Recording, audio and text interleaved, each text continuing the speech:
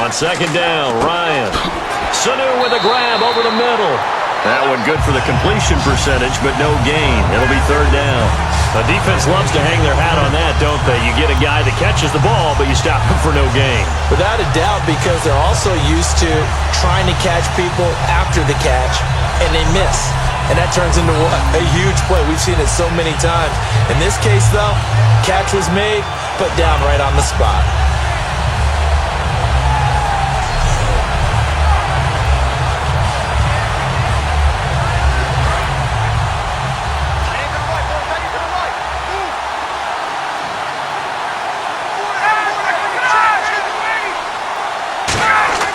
On third down, Devontae Freeman. And he'll get nothing out of that one. That'll make it fourth down after a loss of one. And, partner, in a lot of short yardage situations, you'll see the linebackers step up into the gaps, what we call mugging the line of scrimmage, to make sure they take away all spaces, all creases. That one worked really well for them. Now only needed a yard, instead went backwards.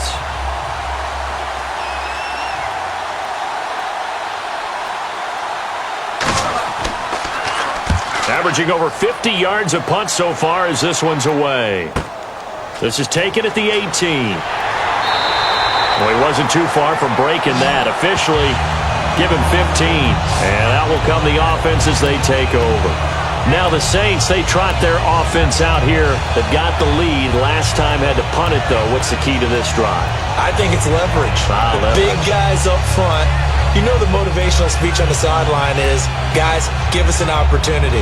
Protect the passer, create space for our runners, and let's go ahead and get these guys. Low man wins. Let's go do it on this drive. We'll watch that leverage on this drive.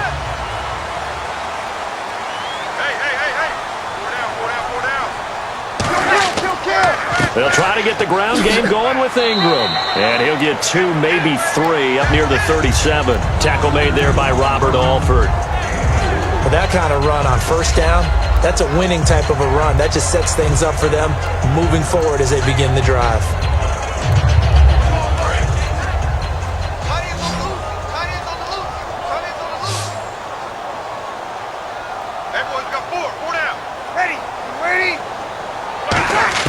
On second down, here's Breeze. Caught by Snead over the middle. And he's finally taken down, but not before getting across midfield and across the 45-yard line. And defensively, they were in zone coverage there. Do you have to be a little careful? You're losing playing against a good quarterback like he is to not play too much zone? Yeah, you have to be careful about how much time you're giving up. I think it's a good point you just brought up. So maybe if you still want to play zone, you go to a zone blitz scheme. And you can drop anyone out of your defensive front. Defensive end, defensive tackle. It doesn't matter. You just exchange someone to bring more pressure towards the quarterback and still try and cover downfield. They run. It's Mark Ingram. And he's going to take it down to about the 35 here.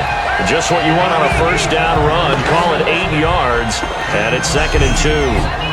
In my book, that's running the ball well, but with intelligence. How about him keeping the clock moving, staying in bounds? Yeah, even though it's the third quarter, you're thinking ahead, aren't you? This is where your running game can really help you with a lead in the second half. I agree totally. It's not just end-of-the-half situations that you worry about the clock.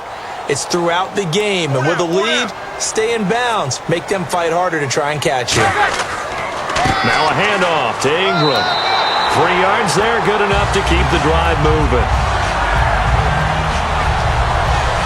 But we always talk about good down and distance, allowing offenses to expand their playbook. Well, 2nd and 2, that means your playbook's wide open. You can run just about anything. Well, a lot of times, the play caller, he just looks down at his sheet, sees the short yardage runs, and goes to one of those.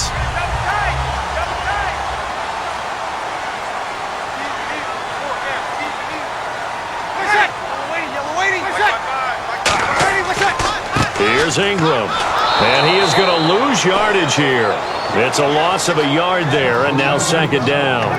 That play never got off the ground because of the defensive front. They owned the offensive line, which allowed the linebackers to see their openings and run straight to the ball. That's why that play just never had a chance.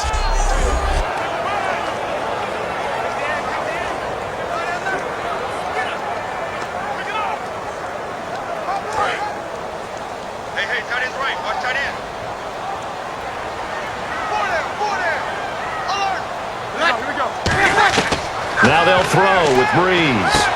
And Cooks has it over the middle. 6 yards is the pickup, and that'll lead to a third down. In recent years, the slot receivers really gained stature in the NFL because they can do so many things.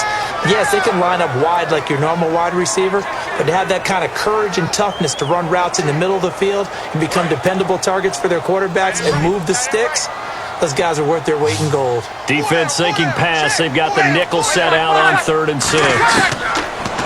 To throw is Breeze. And no escaping this time as he'll go down. They got him for a sack.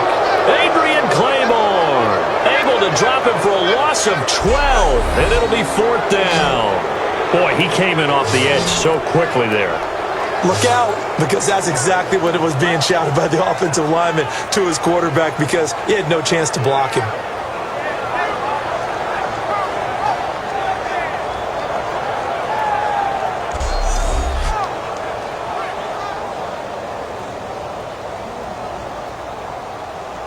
Here's Thomas Morstead now, as he's on for the 5th time here today.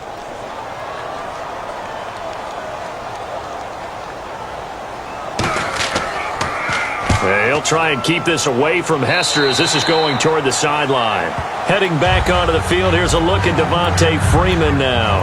And there are the numbers. Got off to that torrid hot start. We thought he was in for maybe a career day. Not the case.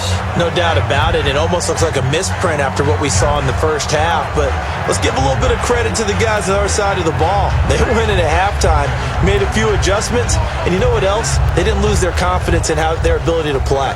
Because a lot of times you get beat down in the first half, it gets ugly in the second half. They've come out with a new resolve and a renewed determination.